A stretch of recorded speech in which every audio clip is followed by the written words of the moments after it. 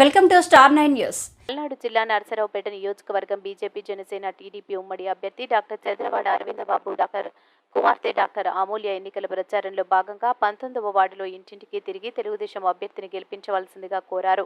ఈ సందర్భంగా డాక్టర్ అమూల్య మాట్లాడుతూ 19వ వార్డులో చాలా కిరాణా షాపులు ఉన్నాయని, వారికి ఇబ్బందులు లేకుండా చేస్తామని, స్థానిక వైసీపీ ఎమ్మెల్యే ఇంటి పట్టాలు ఇచ్చినట్టు ఇచ్చి మళ్ళా వెనక్కి తీసుకున్నారని, ఈ వైసీపీ ఎమ్మెల్యేని ఇంటికి పంపించి చదలవాడ అరవిందబాబుని ఎంపీ అభ్యర్థి లావు శ్రీకృష్ణదేవరాయలను అఖండ మెజార్టీతో గెలిపించవలసిందిగా ఓటర్లను కోరారు.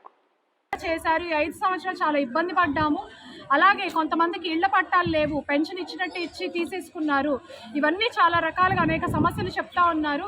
మేము అందరికీ ఒకటే హామీ ఇచ్చాము, ఒక్కసారి టీడీపీ ప్రభుత్వానికి అధికారం ఇచ్చి చూడండి. ఎమ్మెల్యే అభ్యర్థి అయిన అరవింద్ బాబు గారిని, అట్లానే ఎంపీ అభ్యర్థి అయిన శ్రీకృష్ణదేవరాయలు గారిని గెలిపించుకొని చూడండి. మీకు ఉన్న కష్టాలన్నీ తీరుస్తాము.